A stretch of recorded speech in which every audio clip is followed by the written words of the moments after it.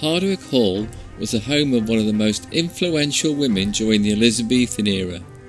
Known as Bess of Hardwick, Elizabeth, Countess of Shrewsbury, was one of the richest women in England after Queen Elizabeth I. The hall was regarded to be a conspicuous statement of her wealth and power, and was a primary example of an Elizabethan prodigy house that arrived in Britain when it was no longer necessary or legal to fortify a domestic dwelling. Although the prudent Elizabeth I built nothing herself, she encouraged her courtiers to build on a scale which in the past would have been seen as a dynastic threat.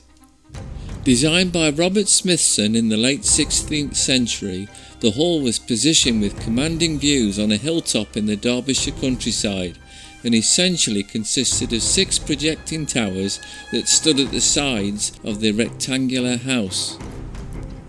One of its main features is the numerous number of windows that are exceptionally large for a time when glass was considered a luxury.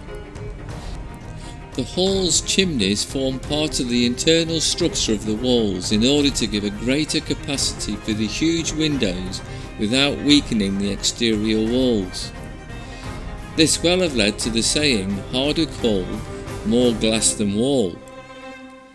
Smythson began its construction in 1590 and Elizabeth moved in on its completion in 1597, a residency that was to endure until her death in 1608.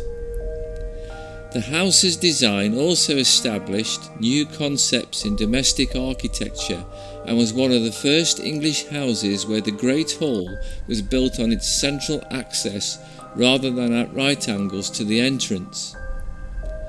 Close to its original interior, the house now gives us an insight into this extraordinary moment in English building design.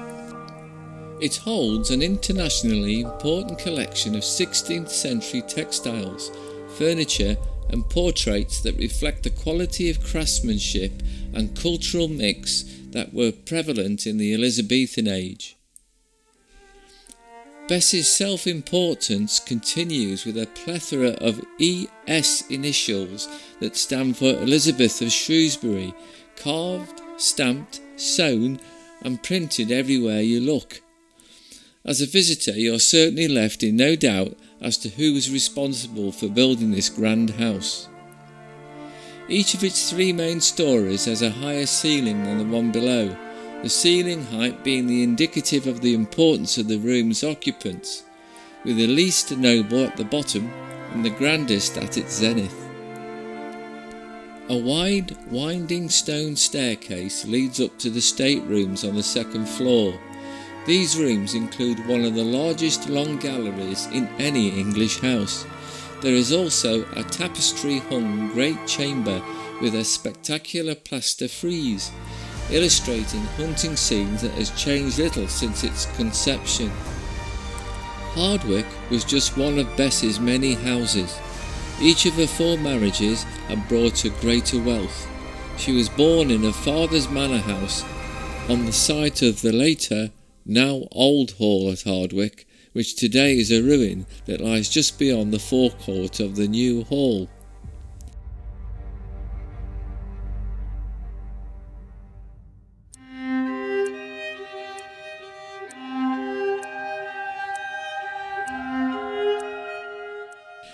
After Bess's death in 1608, the house passed to her son, William Cavendish, 1st Earl of Devonshire. His great-grandson, William, was created 1st Duke of Devonshire in 1694. The Devonshires made Chatsworth, another of Bess's great houses, their principal seat, so Hardwick was therefore relegated to the role of an occasional retreat for hunting or used as a dower house, and as such escaped the attention of modernisers and received few alterations after its completion. From the early 19th century, the antique atmosphere of Hardwick Hall was consciously preserved. In 1844, William Cavendish, the 6th Duke of Devonshire, published a book called Handbook to Chatsworth and Hardwick. It was privately printed and provided a history of the Cavendish family's 2 estates.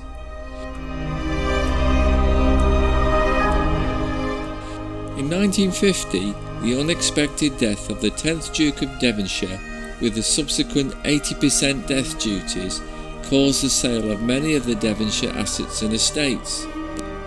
At this time, Hardwick was occupied by Evelyn, Duchess of Devonshire, the widow of the 9th Duke. The decision was taken to hand the house over to Her Majesty's Treasury in lieu of the estate duty in 1956. The Treasury transferred the house to the National Trust in 1959. However, the Duchess remained in occupation of the house until her death in 1960. Having done much personally to conserve the textiles in the house, as well as reinstating the traditional rush matting, she was to be its last occupant. Hardwick Hall is fully open to the public and receives over 300,000 visitors a year. It remains one of England's greatest show homes, and it stands as a memorial to the power and the ego of its remarkable founder.